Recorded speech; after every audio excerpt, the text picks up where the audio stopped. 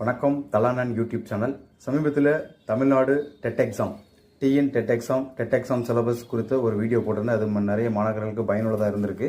அந்த மாணவர்களுடைய வேண்டுகோளுக்கு என்னால் முடிஞ்ச சில வீடியோஸ் மட்டும் உங்களுக்காக போடுறேன். முதல்ல பார்த்தீங்கன்னா 6th தமிழ் ஃபஸ்ட்டு டைம் எடுத்துருவோம். இந்த 6th தமிழ் ஃபஸ்ட்டு டைமில் பார்த்தீங்கன்னா ஃபஸ்ட்டு நம்ம பார்க்க போகிறது பார்த்தீங்கன்னா தமிழ் எழுத்துக்களும் அதனுடைய வகையும் தொகையும் சொல்லி ஒரு இயல் இருக்குது. அந்த இயலில் நம்மளால் தெரிஞ்சதை உங்களுக்கு வேகமாக சொல்கிறோம். இம்பார்ட்டன்ட் ஏரியா மட்டும் சொல்லிடுறேன், மாணாக்கள் கொஞ்சம் பார்த்துக்கிறேன். பொதுவாக தமிழ் இலக்கணம் 5 வகைப்படும். அது பார்த்தீங்கன்னா எழுத்து, சொல், பொருள், யாப்பு, அணி சொல்லுவாங்க. எழுத்து ஒளி வடிவமாக எழுத்து இருக்கும்.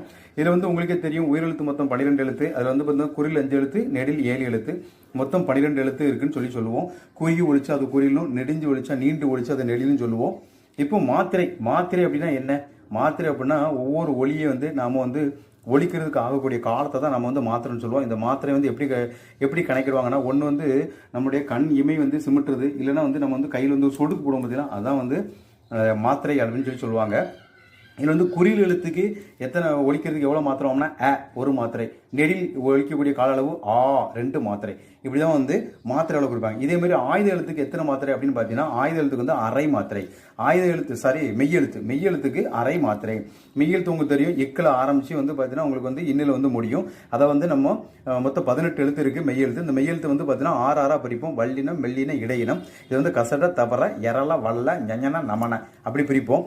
இதை பார்த்தீங்கன்னா உயிரெழுத்து, மெய்யெழுத்து, உயிரெழுத்து பார்த்தாச்சு, மெய்யெழுத்து பார்த்தாச்சு. அடுத்தது பார்த்தீங்கன்னா உயிர்மை எழுத்துனா என்னன்னா, உயிரும் மெய்யும் சேர்ந்த எழுத்து உயிர்மை எழுத்து அப்படிங்கும். உதாரணத்துக்கு பார்த்தீங்கன்னா இக்கு கூட்டல் அ க, இக்கு கூட்டல் ஆ கா, இக்கு கூட்டல் ஈ கி, இக்கு கூட்டல் ஈ கி, இந்த மாதிரியான எழுத்துக்கள் உயிர் எழுத்துக்கள் எனப்படும். இதில் பார்த்தீங்கன்னா மொத்தம் 216 எழுத்துக்கள் இருக்குன்னு. இந்த உயிரெழுத்துக்களையும் பார்த்தீங்கன்னா உயிர்மை எழுத்துக்கள் பார்த்தீங்கன்னா உயிர்மை குறில், உயிர்மை நெடில் என இருவகைப்படும். ஆயுத எழுத்துக்கு பார்த்தீங்கன்னா அந்த ஆயுத எழுத்து ஒழிக்கிறதுக்கான ஆகக்கூடிய காலம் பார்த்தீங்கன்னா வெறும் அரை மாத்திரை.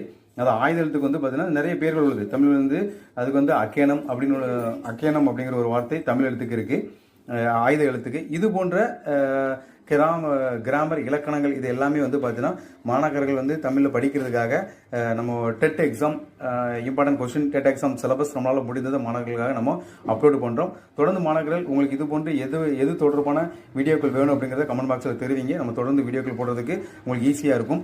2 மாத்திரைனா என்ன, மாத்திரைனா என்ன, ஒரு மாத்திரை, 2 மாத்திரை, உங்களுடைய பேருக்கு கூட மாத்திரை கண்டுபிடிக்கலாம். இது இவ்வளவு எளிதான ஒரு பாடமாக தான் 6ஆம் வகுப்பு முதல் இயலில் இருக்குது. இதனை தொடர்ந்து அடுத்து வரக்கூடிய காலங்களில் அடுத்த வீடியோக்கள் உங்களுடைய சப்போர்ட்டை பொறுத்து அது வீடியோக்கள் போடும். தலானன் YouTube channel TET exam syllabus.